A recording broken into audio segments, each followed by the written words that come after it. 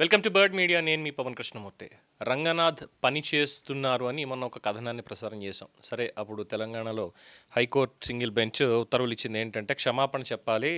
మాట్లాడితే హైడ్రా రంగనాథ్ తనకున్నటువంటి అధికార పరిధిని దాటి ఇంకా విస్తృత అధికారాలన్నీ కూడా ఆయన ఇచ్చేస్తున్నారు అని చెప్పి ఒక తీర్పునిస్తే దానికి సంబంధించి ఇమీడియట్గా వెళ్ళి చేయండి, మీరు క్షమాపణ చెప్పాలి అని చెప్పి కూడా కోర్టు అప్పట్లో ఈ ఉత్తర్వులు ఇచ్చింది. ఎక్కడ ఏదైతే లోతుకుంటకు సంబంధించి ఆర్మీ భూముల్లో జరుగుతున్నటువంటి దాని మీద ఆయన వెళ్ళి అక్కడ ఇన్వాల్వ్ అవుతున్నారు అని చెప్పిన దగ్గర ట్విస్ట్ ఏంటంటే అక్కడ అదే ఆర్మీకి సంబంధించి కుత్బుల్లాపూర్ దగ్గర ఎక్కడో అయ్యా ఇక్కడ మా భూములు ఇలా చేస్తున్నారు, దయచేసి మీరు ఇందులో ఇన్వాల్వ్ అవ్వండి అని హైడ్రానే మళ్ళీ ఆర్మీ వాళ్ళు కోరడం.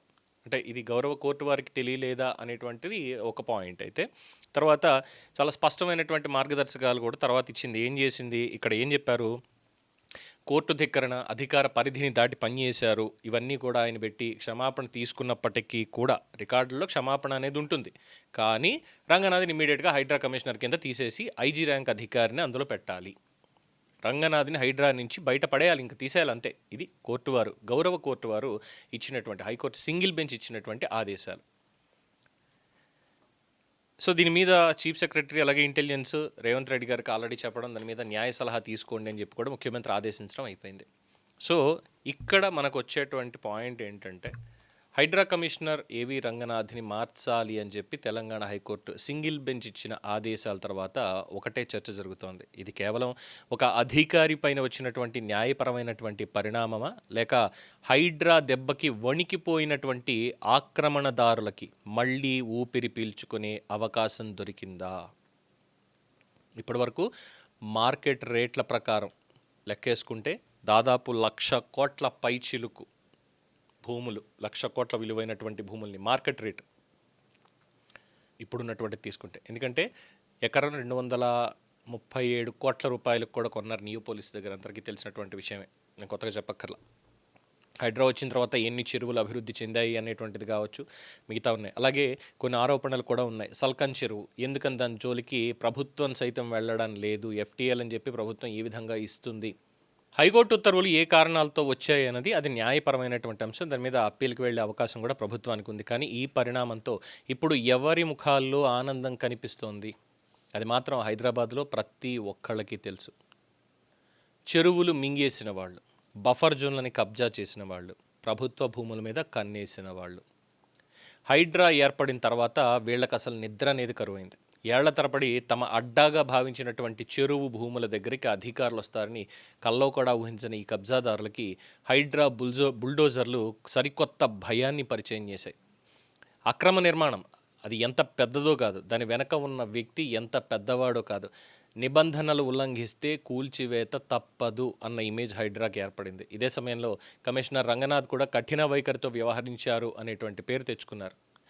ఇక ఇప్పుడు ఆయన్ని మార్చాలి అన్న ఆదేశాలు రావడంతో మళ్ళీ మన రోజులు వెనక్కి వస్తున్నాయా అని కొందరు ఆక్రమణదారులు సంబరపడుతున్నారు అనేటువంటి చర్చ కూడా మొదలైంది. ఇక్కడ ఒక విషయం చాలా క్లియర్గా చెప్పాలి.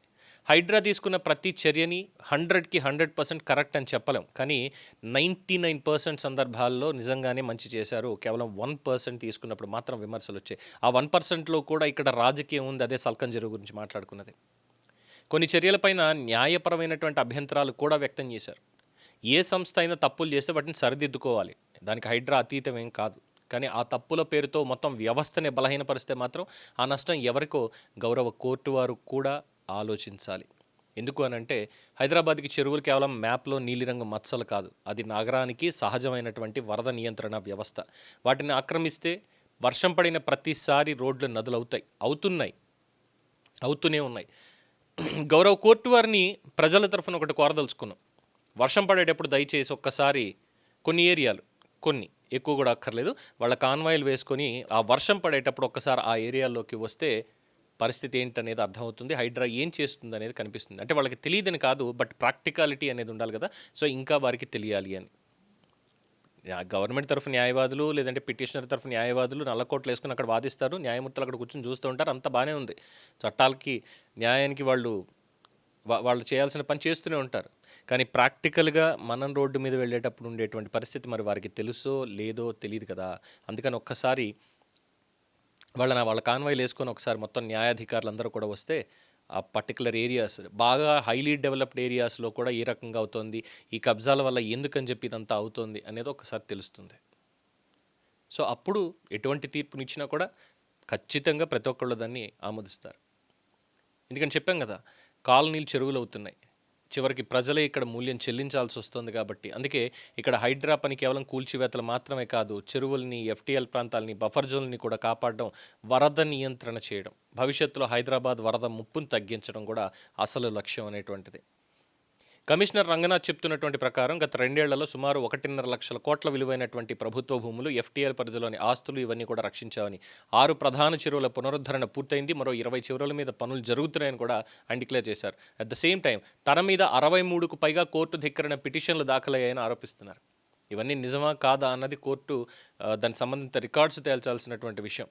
కానీ ఒక్క ప్రశ్న మాత్రం చాలా సింపుల్, హైడ్రా వేగం తగ్గితే చెరువుల ఆక్రమణ వేగం పెరుగుతుంది. ఇదే ఇప్పుడు అసలు టెన్షన్.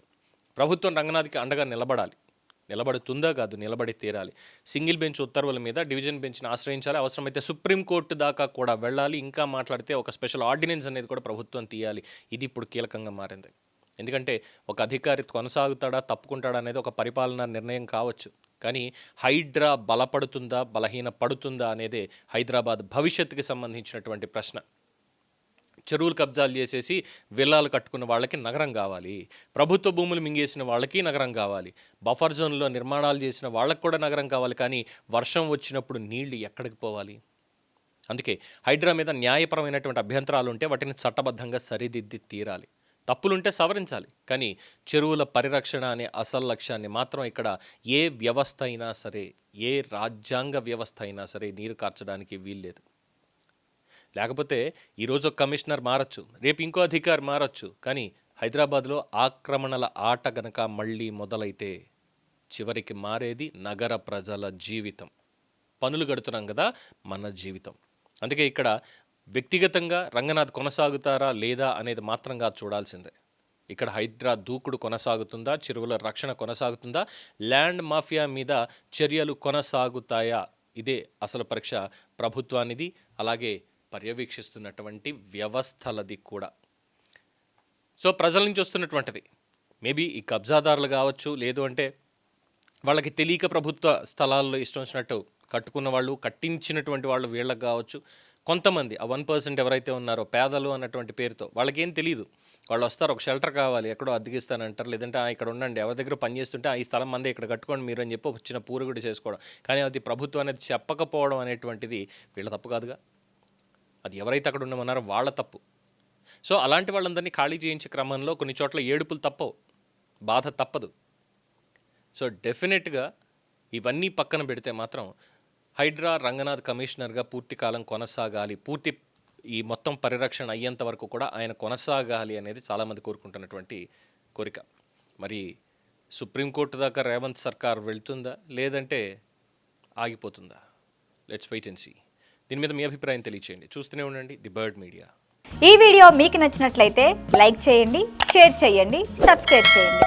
మరిన్ని అప్డేట్ల కోసం మా వాట్సాప్ ఛానల్ను ఫాలో చేయండి.